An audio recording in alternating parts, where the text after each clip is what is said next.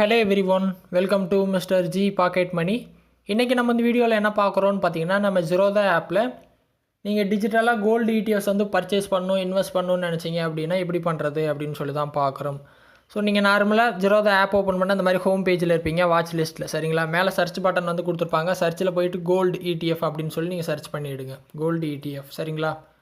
Search பண்ணிங்க அப்படின்னா எல்லா கம்பெனியோட கோல்டு இடிஎஃப் வந்து இருக்கும்.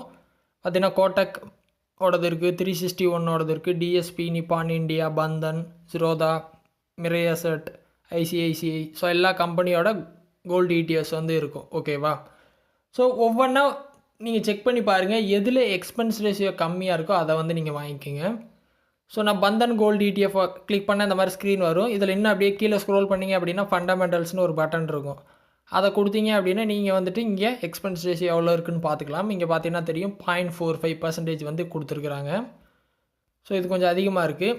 அதுக்கப்புறம் நான் ஐசிஐசிஐயோடதை செக் பண்ணுறேன். அதையும் கிளிக் பண்ணி கீழே வந்தேன் அப்படின்னா ஃபண்டமெண்டல்ஸ் போனேன் அப்படின்னா 0.5% கொடுத்துருக்காங்க. இதுவும் அதிகம். ஸோ நான் என்ன பண்ண போகிறேன்னா, ஜிரோதாவோட கோல்டு கேஸ் அந்த இடிஎஃப்பை கிளிக் பண்ணுறேன். கீழே வந்தேன் அப்படின்னா ஃபண்டமெண்டல்ஸ் இருக்கும். இதில் பார்த்தீங்கன்னா 0.33. ஸோ இது வந்து கம்மியாக இருக்குது. நான் இதில் வந்து இன்வெஸ்ட் பண்ண போகிறேன். ஸோ இப்போ இதை வாங்கணும் அப்படின்னா மேலே பார்த்தீங்கன்னா பை அண்ட் செல் பட்டன் வந்து கொடுத்துருப்பாங்க. ஸோ உங்களுக்கு இன்வெஸ்ட் பண்ணோம் அப்படின்னா பை பட்டனை கிளிக் பண்ணிடுங்க.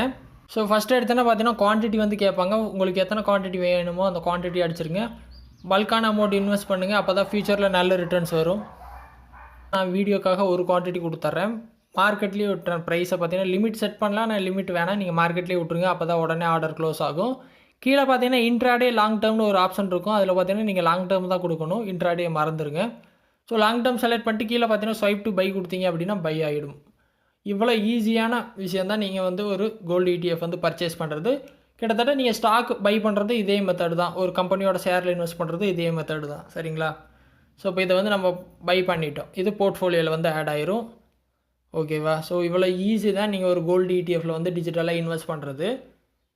ட்ரை பண்ணுங்கள். இதில் ஏதாவது டவுட் இருந்தது அப்படின்னா வீடியோ கமெண்ட்ஸில் வந்து சொல்லுங்கள். வேறு எது டாபிக்ஸில் வீடியோ வேணும் அப்படின்னாலும் கமெண்ட்ஸில் வந்து சொல்லுங்கள். நான் வீடியோ வந்து போஸ்ட் பண்ணுறேன். ஃபஸ்ட் டைமாக சேனல் வந்தீங்க அப்படின்னா சப்ஸ்கிரைப் பண்ணி சப்போர்ட் பண்ணுங்கள். இன்னொரு யூஸ்ஃபுல்லான வீடியோவில் உங்களை நாளைக்கு சந்திக்கிறேன். நன்றி, வணக்கம்.